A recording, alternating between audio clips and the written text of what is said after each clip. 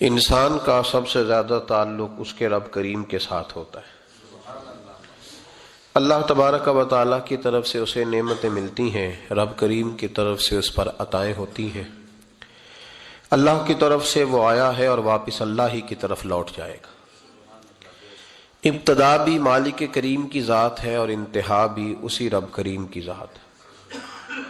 انسان دنیا میں جتنے بھی پیچ و تاب کرتا ہے، جتنی بھی دنیا داری کرتا ہے اور جتنے بھی معاملات میں وہ وقت گزارتا ہے، وہ سارے عارضی ہیں، وقتی ہیں، اور بہت ساری چیزیں تو صرف اور صرف دھوکہ ہیں اور دھوکے کے سوا کچھ بھی نہیں۔ اگر اس کا یہ ذہن بن جائے کہ میں نے اپنے تعلقات کو، اپنے معاملات کو اپنے رب کے ساتھ صحیح رکھنا ہے، تو جب اللہ کے ساتھ اس کے معاملات ٹھیک ہوتے ہیں تو بندوں کے ساتھ خود بخود ہی ٹھیک ہو جاتے ہیں۔ اگر خشیت الہی پیدا ہوتی ہے، خوف خدا اسے نصیب ہو جاتا ہے، اور اگر اللہ تبارک و تعالیٰ کا قرب اسے میسر آتا ہے، اس رستے کا یہ سفر شروع کر دیتا ہے، تو بندوں کے ساتھ تو معاملات ویسے ٹھیک ہو جاتے ہیں۔ اس لیے کہ جب اللہ سے ڈرے گا، نہ دھوکہ کرے گا، نہ فریب کرے گا، نہ جھوٹ بولے گا، نہ کسی شخص کے ساتھ بددیانتی کرے گا، جب اللہ کے ساتھ اس کا تعلق ٹھیک رہے گا، اور جب یہ اپنے آپ کو آزاد سمجھے گا نا کہ میں ہوں اور میں ہی ہوں اور میں نے ہی چلنا ہے، تو پھر یہ اپنی مرضی سے معاملات کو چلائے گا تو خرابی پیدا ہوگی۔ اللہ تبارک و تعالیٰ کے ساتھ انسان کا جو رشتہ ہے، اس میں انسان کی کچھ کمزوریاں آڑے آتی ہیں، گناہ ہو جاتے ہیں، غلطیاں ہو جاتی ہیں۔ ان غلطیوں کے بعد اپنے رب کریم کے ساتھ اپنے تعلق کو مضبوط کرنے کے لیے اللہ رسول نے جو ہمیں وظیفہ دیا اس کو استغفار کہتے ہیں۔ استغفار ویسے اس کا لغوی معنی تو ڈھانپنا ہوتا ہے، یہ غفر سے بنا ہے، لیکن اس کے اصطلاحی معنی یہ ہے کہ جو گناہ انسان سے ماضی میں ہو جائیں ان سے معافی چاہنے کا نام استغفار ہے۔ کچھ لوگ توبہ اور استغفار کا لفظ اکٹھا بولتے ہیں، لیکن توبہ کا معنی ہوتا ہے آئندہ گناہ نہ کرنے کا وعدہ کرنا، اور استغفار کا معنی ہوتا ہے پچھلے گناہوں سے اللہ کے حضور معافی مانگنا۔ اگرچہ مفہوم کے لحاظ سے یہ ہم معنی ہی بنتے ہیں، لیکن ان کا جو اصطلاحی مفہوم ہے وہ یہ ہے کہ جب آپ پچھلے گناہوں سے معافی مانگ رہے ہوتے ہیں تو اس کو استغفار کہتے ہیں۔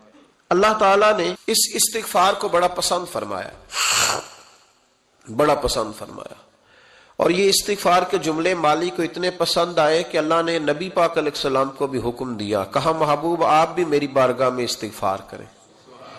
اگرچہ حضور کا استغفار اس معنی میں نہیں ہے، بلکہ نبی پاک کا استغفار تو بلندی درجات کا معاملہ ہے۔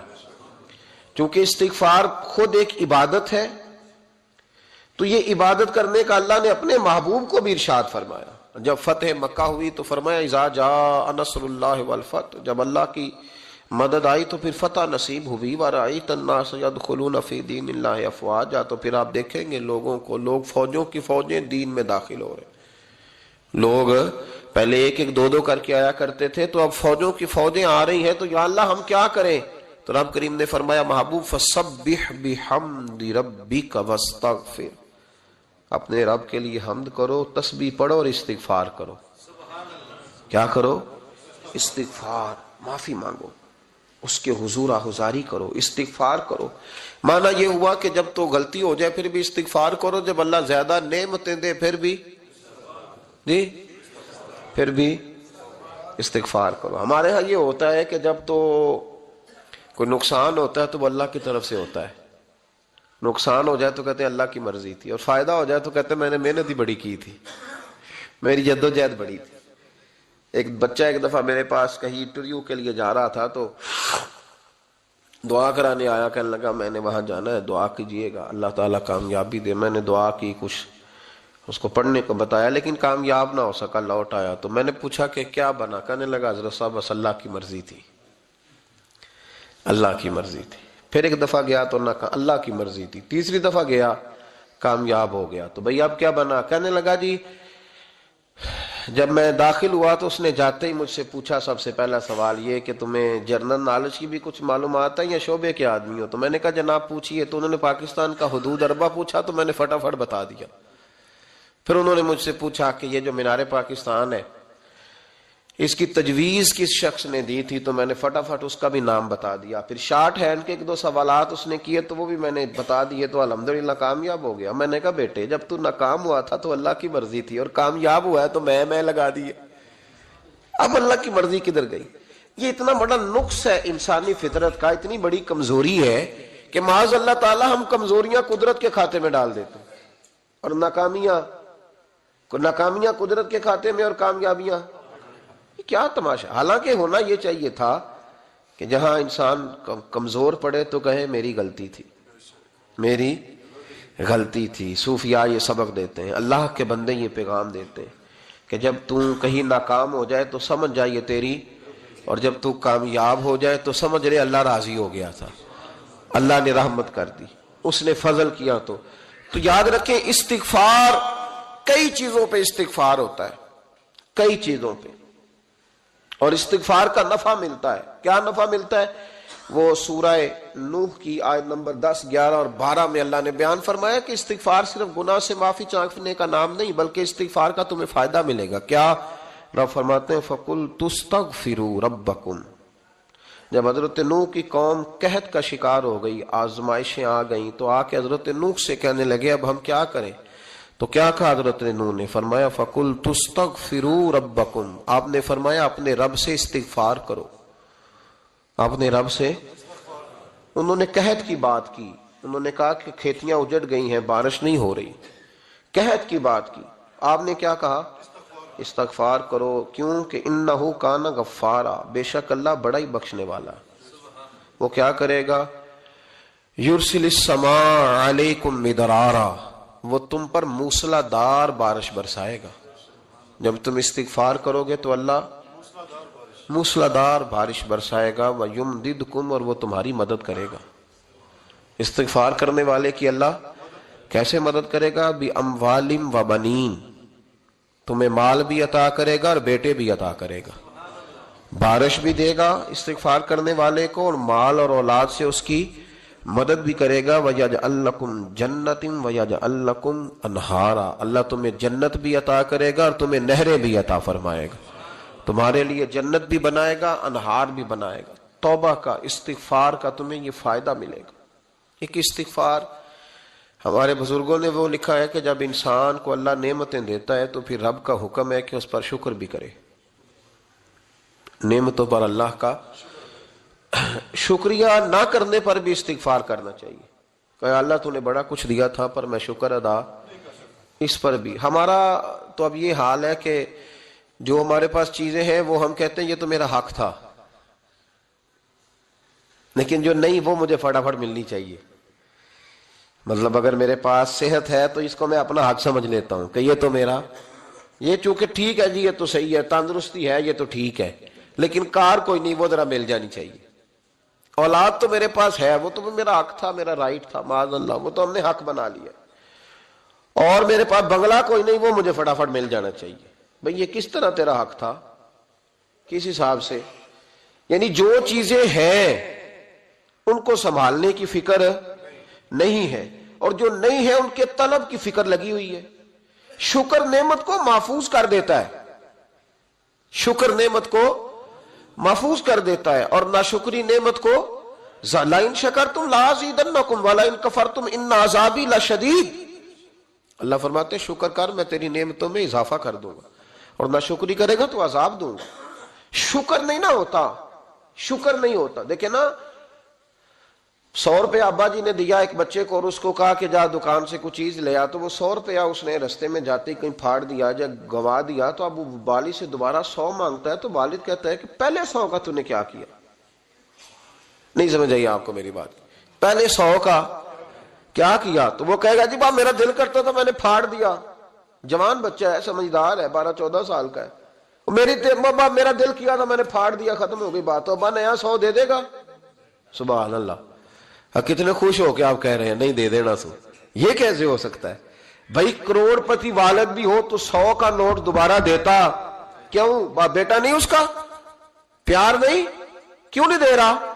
وہ کہتا تو نے میرے پہلے 100 کی قدر نہیں ڈالی, نیا تجھے کیسے مل جائے؟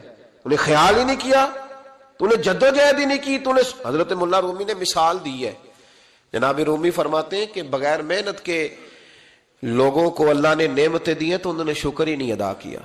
اندھے سے پوچھ آنکھ کی قدر کیا ہے. پوچھ اندھے سے، پوچھ معذور سے کہ ٹانگوں پہ چلنا کتنی بڑی نعمت ہے.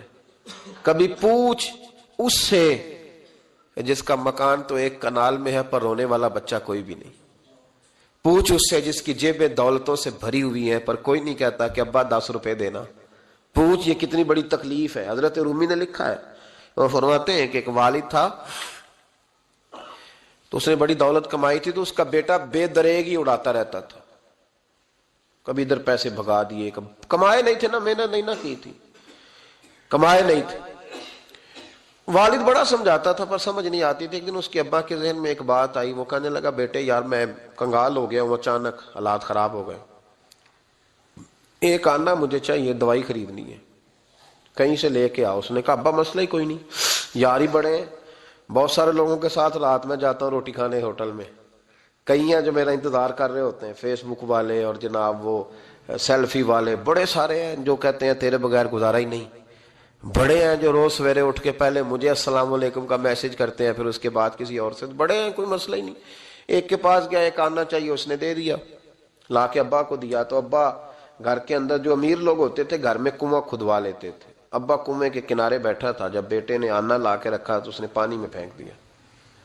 اگلی صبح پھر کہا بیٹے ایک آنے کی ضرورت ہے، دوا خریدنی ہے. اس نے کہا مل جائے گا. 2 4 5 دوست ابھی ہیں بڑے مالدار، ان سے جا کے کہا، ایک سے آنا لایا، ابے نے پھر پھینک دیا، تیسرے دن بھی پھینک دیا، چوتھے دن بھی. یار اب ختم ہو گئے. کچھ آہستہ آہستہ دوستوں کو پتہ چل گیا کہ کنگال ہو گیا ہے، خبر پھیل جاتی ہے نا، اب بھوکا ہو گیا ہے. اب آہستہ آہستہ موبائل بند ہونے لگے، آہستہ آہستہ جو ہے وہ نمبر بلاک ہونے لگا، حالات بگڑ گئے. اب جب اسے پتا تھا کہ یار تو اب دروازہ کھٹکھٹاتا ہوں تو کہتے ہیں کہ اسے کہہ دو میں گھر نہیں، ابا نے تو آنا مانگنا ہے اور میں بے دریغ دولت ابا کی اڑاتا رہا ہوں، اب یہ بھی نہیں کہہ سکتا کہ مجھے دیتا کوئی نہیں. شہر سے باہر نکل گیا، سارا دن مزدوری کی، جد و جہد کی، کبھی کام کیا نہیں تھا، ہاتھوں پہ چھالے پڑ گئے. بڑا مشکل ہوتا ہے جن لوگوں نے کام نہ کیا ہو، انہیں کرنا پڑ جائے تو. تکلیف کا شکار ہو کے ایک آنا کمایا، شام کو لا کے والد کی ہتھیلی پہ رکھا تو اس نے پھینکا نا جب کنویں میں تو چیخ پڑا، کہنے لگا ابا جی آپ سیانے بیانے بندے ہیں، روز پیسے لا کے دیتا ہوں، کنویں میں پھینک دیتے ہو، کوئی کرنے والی بات کرو. نہیں دوائی کھانی تو نہ کھاؤ، ضائع کیوں کرتے. تو بیٹے کو باپ نے تھپکی دے کے بٹھا لیا. اس نے کہا بیٹا میں نے پہلے دن تو نہیں پھینکا، تو 7واں دن میں روز پھینکتا ہوں، آج تیری چیخیں کیوں نکلی. کہنے لگا ابا پہلے ادھار کے تھے آج مزدوری کے ہیں. نہیں سمجھ آئی بات. پہلے بولیے اور آج میری محنت ہے، مزدوری ہے، جد و جہد ہے. تو والد کہنے لگا بیٹے یہی میں تجھے سمجھانا چاہتا تھا، وہ میرے بھی محنت کے ہیں جو تجھ روز یاروں کو کھلا آتا ہے، اور میں نے بڑی جد و جہد سے جمع کی ہے، میں کنگال نہیں ہوا، صرف تجھے سمجھانا تھا. او بھائی یہ آنکھیں تیری محنت کی نہیں نا، اس لیے تو شکر نہیں ادا کرتا. یہ وجود، یہ ٹانگیں، یہ شعور، یہ تیری جد و جہد کا نہیں. جو عقل کی دولت اللہ نے دی ہے نا، یہ تیری محنت کی نہیں. اگر محنت کی ہوتی تو سجدے میں پڑا رہتا، تو خیال کرتا. اللہ نے آنکھیں دی ہے قرآن دیکھنے کے لیے. جب کوئی کسی گندی چیز کو دیکھتا ہے تو ناشکری کرتا ہے، جب غلط طرف اٹھاتا ہے یہ چیزیں تو ناشکری کرتا ہے. صاحبو یاد رکھنا اور اس پر ضرور غور کرنا کہ جب نعمتوں کا شکر ادا نہ کیا جائے تو پھر ہمیں استغفار کا حکم دیا گیا ہے. پھر کیا کرنا ہے ہم نے؟ استغفار کہ یا اللہ ہم تیری نعمتوں کا شکر ادا نہیں کر سکے تو ہمیں معاف فرما دے، تو ہم سے درگزر فرما، معاف فرما. ایک استغفار اس بات کا ہے کہ دیکھیں نا، یہ رسول پاک علیہ السلام کا فرمان ہے. یہ حدیث امام رازی نے لکھی ہے، اور نبی پاک کی فرمان کے لحاظ سے جو چیز ہمارے سامنے آئے نا اس پر ہماری آنکھیں بھی کھل جانی چاہیے، دل بھی کھل جانا چاہیے کہ کوئی خاص ہی بات تھی جو حضور نے بیان فرمائی صلی اللہ علیہ وسلم. سرکار دو عالم علیہ السلام نے فرمایا ایک آدمی نے 500 سال بغیر ریاکاری کے اللہ کی عبادت کی. کتنے سال؟ 5 سال نہیں ہوتی بغیر ریاکاری کی. تہجد پڑھنے والا جب تک 6 لوگوں کو بتا نہ دے تہجد پڑھی ہے اتنی دیر تو تہجد آگے بڑھتی نہیں. کم از کم 6 بندوں کو پتا ہونے چاہیے. اور میرے جیسے حاجی نمازیوں کا تو دل کرتا ہے کہ وظیفے پہ بندہ رکھا جائے جو تعریفیں کرے صبح و شام. حاجی صاحب کی کیا بات ہے، حضرت صاحب کی وظیفہ دیں گے اس کو مہینے کا، وہ تعریف کرے کھول کے کہ آپ کی بڑی بات. یہ مرض ہے، تعریف سننا نا یہ بیماری ہے، اس نے جھوٹ کو جنم دیا ہے، بہت بڑا مرض ہے۔ حضرت سعدی نے اس پر بہت بڑے مقالہ جات لکھے ہیں اور فرماتے ہیں یہ مرض کچھ لوگوں میں بہت زیادہ ہوتا ہے۔ ایک امیروں میں، امیر لوگ ناراض نہ ہو جائیں پر انہوں نے کہا ہے تو کوئی حکمت ہوگی نا، امیروں میں تعریف سننے کا مرض بہت زیادہ ہوتا ہے۔ فرماتے ہیں ایک بادشاہوں میں اور تیسرا عورتوں میں، ان میں یہ بیماری بہت زیادہ ہوتی ہے۔ کوئی تعریف نہ کرے تو خود اپنی کرنی شروع کر دیتے ہیں، خود ہی کہہ دیتے ہیں کہ کیا بات سی، میرے ابا جی تے وہ تے 100 حال چلدا سی تے 150 بندہ ٹکر کر، ابا جی دی چھڈ تو دس تیرے کنے چل دے، تیرے کو کنے بندے روٹی کھاندے، اپنی بات کرنا۔ اقبال کہتے تھے تو وہ آباد تمہارے ہی مگر تم کیا ہو، ہاتھ پہ ہاتھ درے منتظر فرداؤ، ابا جی کی دادا جی کے چھوڑ اپنی کر، ہمیں تو تیرا پتہ ہے تو اپنی بات کر، تیرے اندر بھی کوئی چیز ہے کہ نہیں؟ ابا دادا تو سب کے بڑے ہیں، حضرت آدم کی اولاد ہے تو حضرت آدم نبی تھے، تو باپ دادا تو سب کے بڑے بڑے ہی ہیں، بات یہ ہے کہ اپنی بات کرنی چاہیے نا۔ تو یہ بیماری ہے، یہ نقص ہے۔ 500 سال بغیر ریاکاری کی عبادت، اور بیان میرے نبی کریم علیہ السلام فرما رہے ہیں 5، بولیے، یہ بہت بڑا مسئلہ ہے۔ دکھاوا نہ ہو، ریاکاری نہ ہو۔ ہم مجالس میں جاتے ہیں نا جناب، محافل میں، تو لسٹ ملتی ہے، یہ چودھری صاحب نے صدارت ہے، انہوں نے خصوصی تعاون کیا ہے، تو یہ فلانے صاحب ہے تو ان کا بھی نام لینا ہے۔ تو میں کبھی کبھی کہہ دیتا ہوں کہ یار آپ نے تو کہا تھا یہ نبی پاک کی تعریف کی محفل ہے، اور یہاں آپ نے لسٹ لگا دی ہے پوری تعریف کرنے والوں کی۔ کچھ ضروری ہے کسی کا نام لینا اور اس کا جناب ذکر کرنا اور اشتہار پہ اس کی فوٹو آنا؟ یہ کچھ ضروری ہے؟ ویسے بھی کوئی اچھا لگتا ہے کہ نبی پاک کے نام کی محفل اور میں کو میں صدارت کر رہا ہوں؟ ڈرنا چاہیے نا مجھے اللہ تعالیٰ سے، حضور کی محفل اور میری صدارت، اس پر کبھی غور کریں۔ اگر کوئی راہ طریقت کا مسافر ہوگا تو تڑپ جائے گا کہ نبی پاک کے نام کی محفل اور سرپرستی ایک ایسے آدمی کی جس کو وضو تک نہیں کرنا آتا، چھ معنی دار ہے، وہ دھندا ہے معاذ اللہ تعالیٰ، جس کا جو دل کرے وہ کرتا جائے۔ 500 سال بغیر ریاکاری کی عبادت کی، 500 بڑا مشکل ہوتا ہے۔ حضور فرماتے ہیں یہی بندہ جب اللہ کے حضور کھڑا کیا جائے گا تو رب کریم اس سے کہے گا کہ چلو اس کو میرے فضل سے جنت میں لے جاؤ۔ تو عرض کرے گا مالک فضل تو ٹھیک ہے پر 500 سال لگائے ہیں میں نے، 5۔ وہ مولوی صاحب میری طرح کے بیچارے جو امام مسجد ہوتے ہیں نا، تو وہ بھی کہتے ہیں جب میں آیا تھا تو 30 بچے تھے مسجد میں، اب 80 ہو گئے۔ اور بھائی یہ بندوں کو بتانے کی کیا ضرورت ہے، یہ تو اللہ کی رضا کے لیے ہے نا، تو چھوڑ اس میں اتنا تذکرہ کرنے کی کیا حاجت۔ 500 سال جس نے لگائے، بول پڑا یا اللہ 500 سال لگائے اور تو کہتا ہے کہ اس کو میرے فضل سے لے جاؤ۔ تو رب کریم نے فرمایا چلو کوئی نہیں، پھر انصاف کر لیتے ہیں، الٹی آنکھ کی روشنی نکال کے ترازو کے ایک پلڑے میں رکھو اور 500 سال کی بغیر ریاکاری کی عبادت دوسرے پلڑے میں رکھو۔ کبھی اس مریض سے پوچھنا جس کو ڈاکٹر کہہ دیتا ہے کہ تیری آنکھ کا علاج نہیں ہو سکتا، بے بس ہوتے ہیں ڈاکٹر، جواب دے جاتا ہے شعور۔ پوچھ کبھی اس شخص سے، کو کہتے ہیں بس جناب اب آپ اپنی آنکھیں موجود ہونے کے باوجود آپ دیکھ نہیں سکتے، اتنی موٹی آنکھ لگی ہوئی ہے، لیکن روشنی اللہ چاہے تو دیتا ہے، نہ چاہے تو نہیں دیتا۔ 5 ایک آنکھ کی روشنی ایک پلڑے میں رکھ لو اور دوسرے میں 500 سال کی عبادت رکھ دی، اللہ اکبر۔ تو رب کریم نے فرمایا اب تولو۔ جب تولی تو وہ عبادت تھوڑی تھی اور ایک نعمت زیادہ تھی۔ اللہ نے فرمایا یہ تو بھائی اس کو تو 500 سال دیے تھے، یہ تو ایک نعمت کا شکر نہیں ادا کر سکا، پکڑو اس کو دوزخ میں ڈالو۔ ایک کر کے کیا آیا ہے، پکڑو جہنم میں ڈالو، اس کو لے چلو۔ ترمذی شریف کے لفظ ہے، نبی پاک نے ہمیں سمجھایا اور ایک جملے میں ساری بات ختم کر دی۔ حضور فرمانے لگے تو اللہ کی تھوڑے دیے ہوئے رزق پہ راضی ہو جا، وہ بھی تیری تھوڑی عبادت سے راضی ہو جائے گا۔ جو لوگ اندر سے تازہ دم نہیں ہوتے ان کے موڈ بھی ٹھیک نہیں ہوتے۔ جو لوگ اندر سے اپنے آپ کو آپ درود پاک پڑھ کے دیکھیں، صرف صبح اٹھ کے 100 دفعہ پڑھے، سارا دن دل تازہ رہے۔ آپ ایک رکوع قرآن مجید کا صبح پڑھ کے تو دیکھیں، آپ کا موڈ خود بخود ٹھیک رہے گا۔ لیکن یہ کہ اسی لہجے میں سوئے اور اسی لہجے میں اٹھے، نہ سوتے وقت زبان پر رب رسول کا نام تھا، نہ صبح اٹھتے ہی ہم نے چاہا کہ 2 گھڑیاں اللہ رسول کا نام لے لیں۔ ہمارا لہجہ اب تو مجھے موقع نہیں ملتا، لیکن کبھی بسوں میں سفر کرنے کا موقع ملتا تھا نا، تو صبح صبح کا ٹائم جب بس میں ہوتا تھا نا فجر میں، تو بس والا بھی کوشش کرتا تھا میں بس میں تلاوت چلا دوں، کوئی نعت چلا دوں۔ صبحوں کا آغاز اللہ رسول کے نام کے ساتھ۔ کچھ تو ہم اپنی کیفیات کو بدلیں، لیکن بس وہ اب تو فیشن ہو گیا ہے، جو سویرے جلدی اٹھے وہ غریب آدمی ہوتا ہے۔ امیروں کے تو موبائل نہیں کھلتے 12 بجے سے پہلے۔ امیر آدمی ہے وہ کیسے اٹھے گا اتنی جلدی؟ اس سے تو تعارف ہی نہیں ہو سکتا۔ چلے اس پر میں زیادہ گفتگو نہیں کر سکتا، اس لیے کہ بعض مذہبی لوگوں کے موبائل بھی زور کے بعد کھلتا، اس پر میں زیادہ تبصرہ نہیں کر سکتا، بات کہیں اور نہ نکل جائے۔ وہ بھی صبح سارا دن آرام کرتے ہیں، چونکہ مصروف جو رہتے ہیں رات بھر، الا ماشاءاللہ۔ تو جب تک اندر باطن میں تازہ دم نہیں ہوتے، اندر کیفیات پیدا نہیں ہوتی، اتنی دیر تک آپ کے موڈ میں، طبیعت میں، مزاج میں وہ ساری چیزیں پیدا نہیں۔ میں زیادہ باتیں نہیں کرنی، بس جلدی سمیٹنے لگا ہوں، توجہ کیجئے گا۔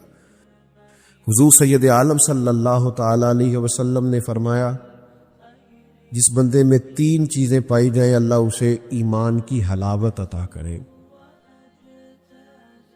اسے ایمان کا ذائقہ ملے گا۔ یعنی میں اپنے لفظوں میں بات کروں تو اسے مومن ہونے کا مزہ آ جائے گا۔ ایک ہوتا ہے کھانا، ایک ہوتا ہے مزیدار کھانا۔ کھانا مزیدار ہو تو ایک کی بجائے 2 روٹیاں بھی کھائی جا سکتی۔ کھانا مرضی کا ہو تو انسان کچھ تھوڑا سا اس میں بڑھ کر بھی کھا لیتا ہے۔ نبی پاک علیہ السلام نے فرمایا 3 چیزیں تم اپنے اندر پیدا کرو، اللہ تمہیں ایمان کا ذائقہ عطا کرے گا۔ یا رسول اللہ کون کون سی؟ یہ بخاری مسلم میں حدیث۔ حضور نے فرمایا ایک تو ہر چیز سے بڑھ کر اللہ رسول سے پیار کرو، تم ہر چیز سے بڑھ کر اللہ رسول سے محبت کرو، اللہ تمہیں ایمان کا ذائقہ عطا کر دے، تمہیں مومن ہونے کا مزہ آ جائے گا، تمہیں سرور نصیب ہو جائے گا ایمان کا۔ لیکن ہر چیز سے بڑھ کر اللہ رسول سے یہ کرنا پڑے گا۔ اور دوسرا حضور نے فرمایا جس سے بھی پیار کرو نا اللہ کی رضا کے لیے کرو۔ ادھر دیکھیں میری طرف، ذاتیات کے لیے محبتیں چھوڑ دیں، لالچ کے لیے محبتیں چھوڑ دیں، اپنے ذاتی مقاصد کے لیے محبتیں چھوڑ دیں، اس سے مزہ خراب ہو جاتا ہے۔ فرمایا ایمان کا ذائقہ نصیب ہوگا، شرط یہ ہے جس سے بھی محبت کرو اللہ کے لیے کرو۔ اچھی بلی اللہ رسول کے لیے محبتیں چل رہی ہوتی ہیں اور وہ بندہ بڑا خوش ہوتا ہے، کہتا میں خدمت کر رہا ہوں جی اللہ کی رضا کے لیے۔ لیکن جب ذرا کہیں نقطہ پیدا ہوتا ہے نا کسی ذاتی معاملے کا، کسی لالچ کا، اس محبت میں تلخی آنے لگتی۔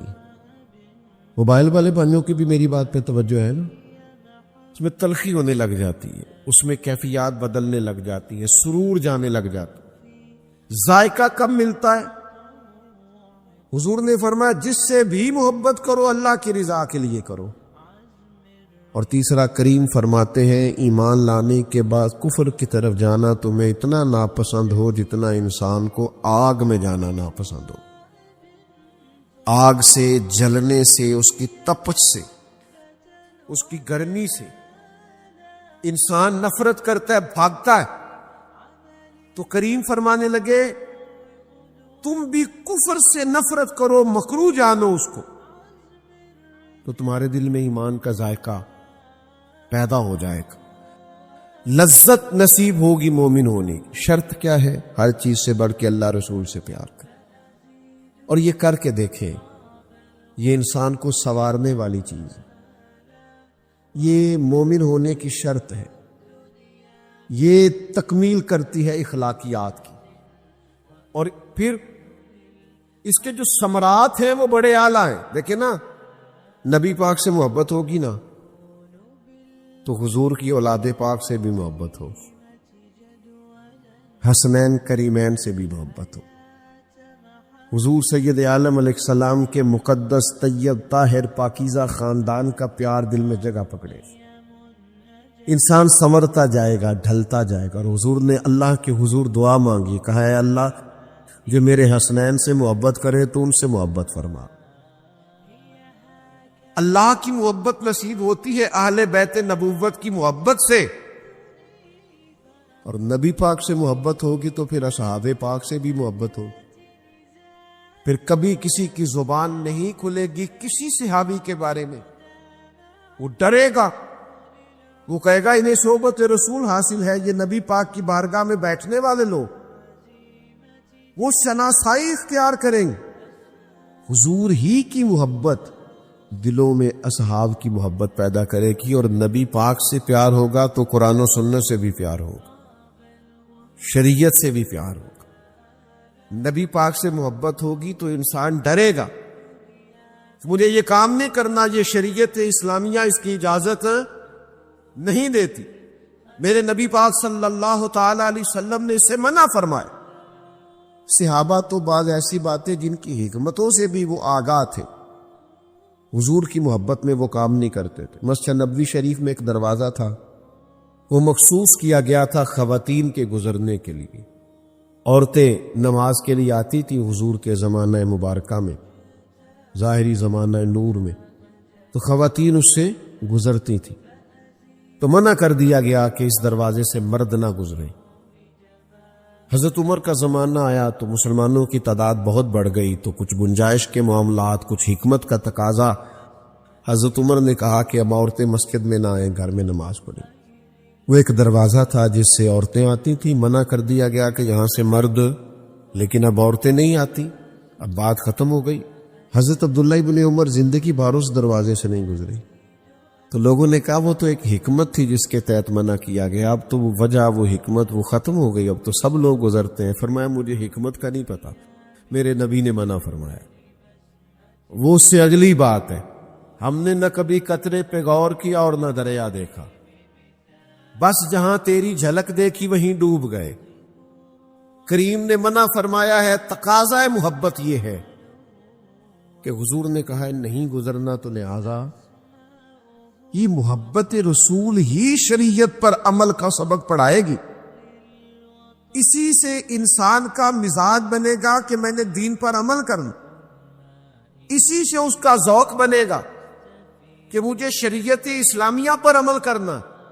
لیکن اگر حضور کی محبت ہی دل میں نہیں ہوگی تو شریعت پر عمل بھی، بلکہ ہمارے علماء نے تو اس سے بڑھ کر ایک بات لکھی ہے، وہ کہتے ہیں جو حضور سے محبت کرے نا اس کے لیے دین پر عمل کرنا آسان ہو جاتا ہے، کیونکہ محبت سے کر رہا ہے نا، محبت میں کر رہا ہے نا، لہذا اس کے لیے سنت پر، شریعت پر عمل کرنا آسان، اس کے لیے داڑھی رکھنا بھی آسان، نماز پڑھنا بھی آسان، سچ بولنا بھی، حلال کمانا بھی آسان، بدی سے، غیبت سے، برائی سے، تانے سے، حسد سے، بغض سے، عداوت سے، تکبر سے، ان سب سے بچنا بھی آسان. کیوں کہ حضور سے محبت کر رہا ہے، محبت رسول اسے اس طرف لے آتی. اور محبت میں مشکل کام بھی بندہ کر لیتا ہے، مشکل کام بھی. محبت ہو گئی اپنے گھر والوں سے، کسی نوجوان کو، چڑھتی جوانی ہے اس کی، والد بوڑھے ہو گئے یا خدا نخواستہ وصال کر گئے یا بیمار ہو گئے، اسے محبت ہو گئی ہے اپنے گھر سے، اس کی بہنیں ہیں گھر میں، اسے اپنے قبیلے سے، برادری سے پیار ہو گیا ہے. وہ بڑا ہے، بچیاں چھوٹی ہیں، لیکن اس نے جوانی خاندان کے نام کر دی، ملک سے باہر چلا گیا، محنت کی، مزدوری کی. ماں نے ضد کی بیٹا پہلے بیاہ کرا لے، اس نے کہا نہیں پہلے بہنوں کا ہوگا. محبت ہو گئی ہے نا. یہاں گھر والوں کو آسانیاں دے رہا ہے، خود وہاں بیچارہ ایک بیڈ ہے اس کے لیے کل زندگی، اس میں کئی لوگ رہتے ہیں، مشکل وقت گزارتا ہے، ان حالات کا مقابلہ کرتا ہے، ایک وقت روٹی کھاتا ہے. محبت ہو گئی ہے نا. وہ چاہتا ہے میرا گھر جو ہے وہ اٹھ جائے، میرے خاندان کی مشکلات کی میں کمی آئے. اپنی اولاد کی تعلیم و تربیت کے لیے لوگ پردیس میں جاتے ہیں اور یہاں بھی رہتے ہیں تو 2-2 3-3 نوکریاں کرتے ہیں، مجھے بچوں کی تعلیم کا خیال کرنا. یہ محبت ہو گئی. یہ محبت ہے جو مشکل ترین کام کراتی ہیں. اللہ کے رسول صلی اللہ علیہ وسلم گھر سے باہر تشریف لائے. ایک صحابی نے چہرہ نور کی زیارت کی تو وہ کہتے مجھے بظاہر نکاہت اور کمزوری نظر آئی. میرا دل دہل گیا، میں پریشان ہو گیا. عرض کی یا رسول اللہ خیریت تو ہے؟ تو حضور فرمانے لگے 3-4 دن گزر گئے سوائے کھجور اور پانی کے میں نے کھایا کچھ. یہ دو جہاں کے شاہ یہ پاس کچھ رکھتے نہیں. دو جہاں کی نعمتیں ہیں ان کے خالی ہاتھ. لگے جو مزدور شاہ ایسا، نہ دھن نہ دولت سربراہ ایسا. عرش نشیں کا زمیں پہ گھر ہے، میرا پیمبر عظیم تر ہے.